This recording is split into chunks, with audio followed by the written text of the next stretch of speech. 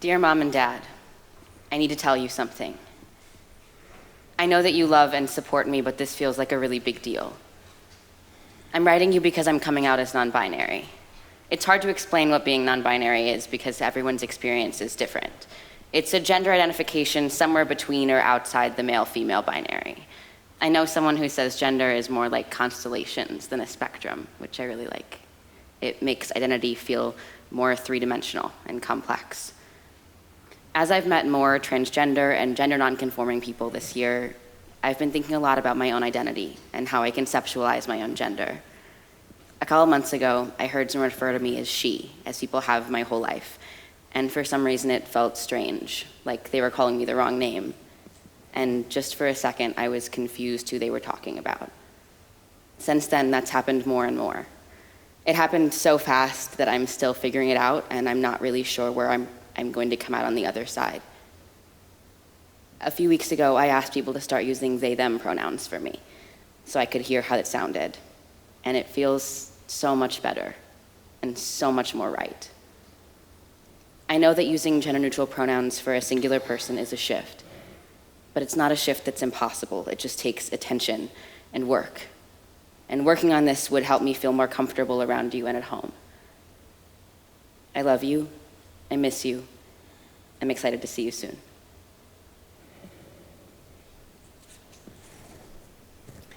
Dear Saga, we love you, all of you. We love who you are and who you have been and who you are becoming. Thank you for sharing your coming out with us. I imagine it's something of a process, maybe one that isn't finished yet. Dad and I want to figure out how to be supportive and what we need to learn. It seems like what you need from us is a change in vocabulary.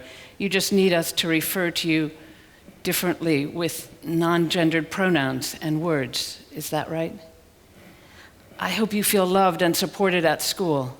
I send you many hugs.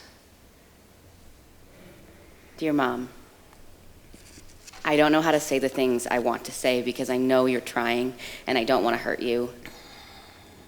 I love you, and I know you love me, and also I'm angry.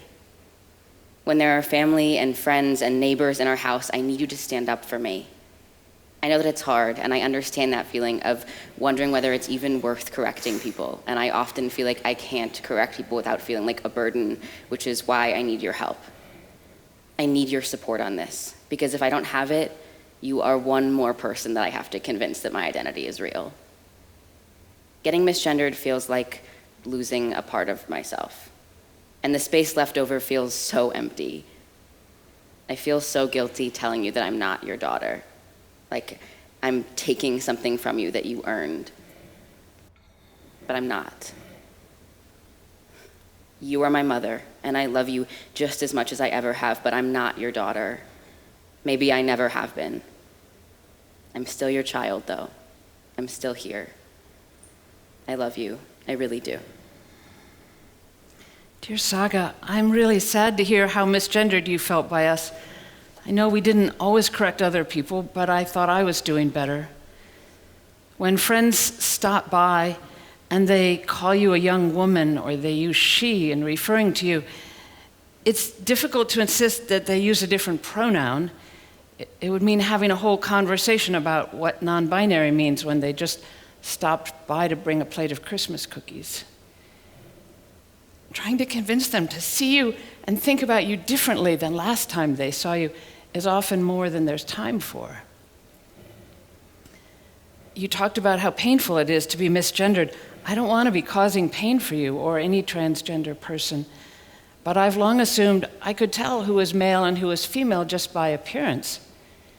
Is being non-binary in part a pushback against this assumption?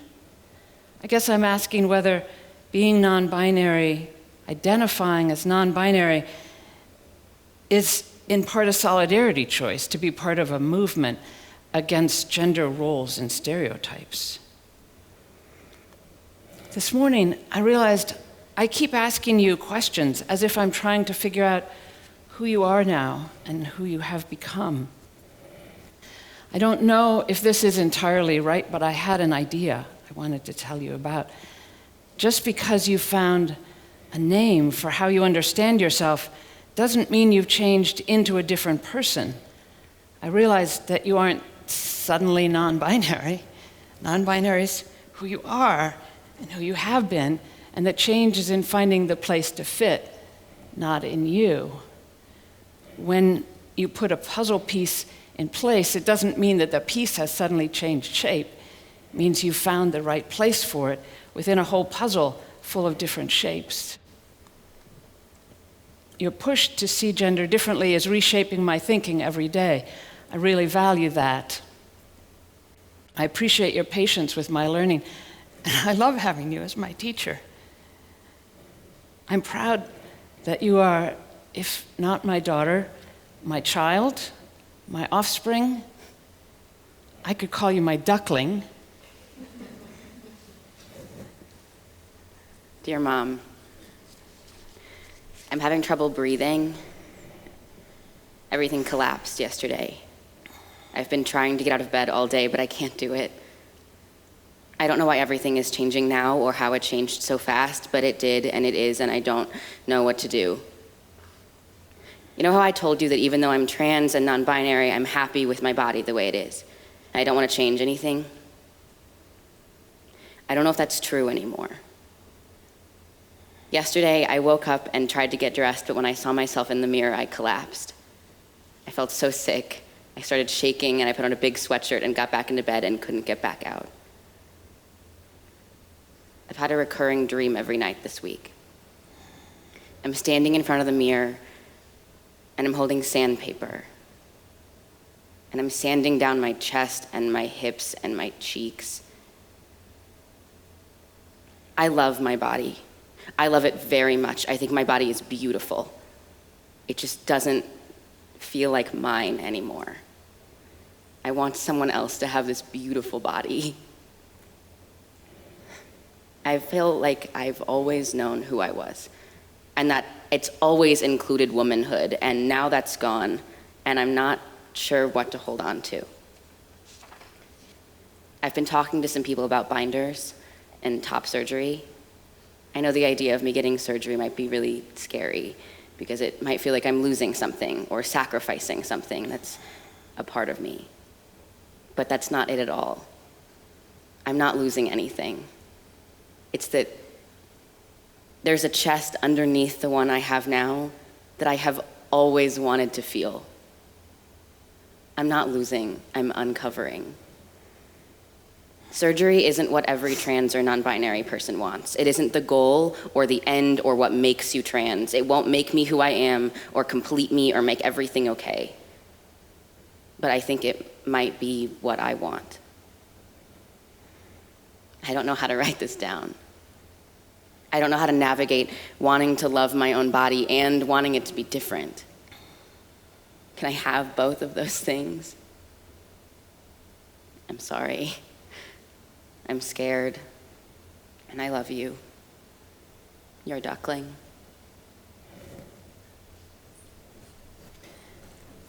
Oh, Saga, I'm so sorry to read about your pain. It sounds terrifying and alone. I wish I were there with you. Do you have close friends that are understanding and nearby to hold you? What do you need most from me, from us as parents? I always thought I was pretty good at knowing intuitively what you needed and how to support you, but now I'm at a loss. How can I give you back the confidence that you are loved and valued?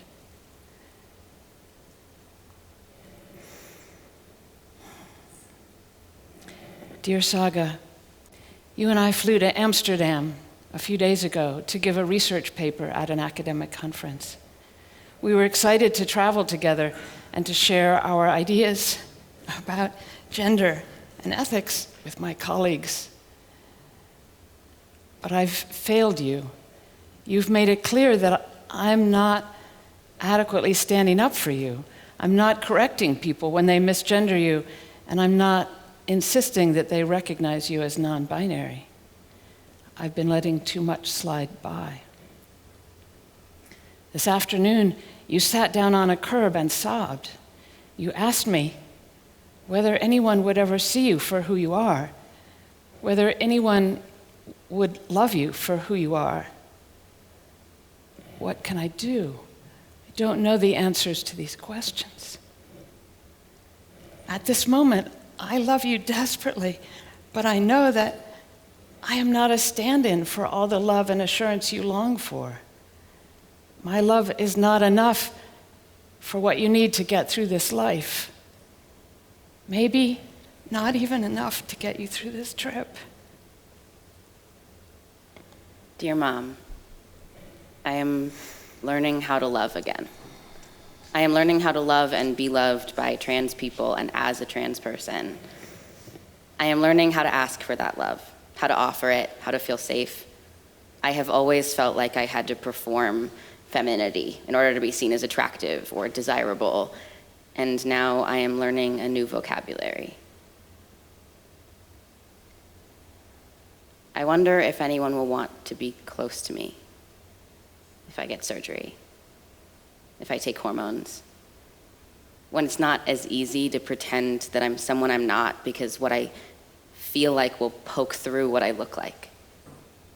I'm afraid transitioning will mean losing everything, not just surgery and hormones, but cutting my hair, dressing differently. It feels true, but it also feels limiting, like it's the only thing anyone sees. I need you to tell me that everything will be okay, that I'm worth loving, that you trust me and believe me and know I will make the right choices. I need you to see me. Your support makes a difference. Studies show that when trans youth can use their chosen names, their risk of attempting suicide goes down 65%. I understand that this is complicated, that you don't want me to box myself in or make any decisions I regret, but I need you to believe me, because your support could make the difference in whether I'm here at all.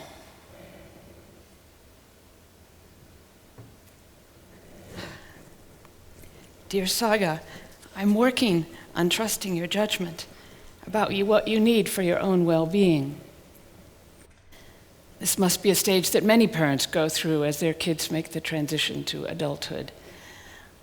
I want to avoid being annoying and intrusive by asking questions that communicate doubt about your ability to make good decisions.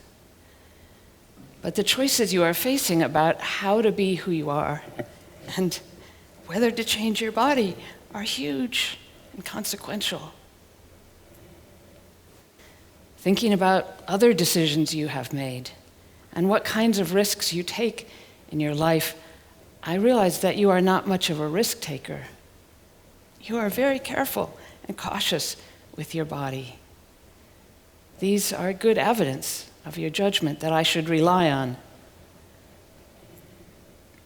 I will support whatever decisions you make, and I will be there with you. I do trust your confidence and your inner strength.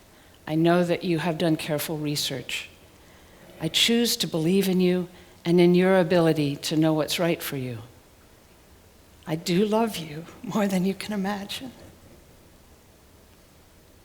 Dear Mom, today I will get gender-affirming surgery, and you will be there with me. 3 days ago, Dad asked me about the surgery center's last-minute cancellation policy. I told him I didn't know it because I wouldn't need to.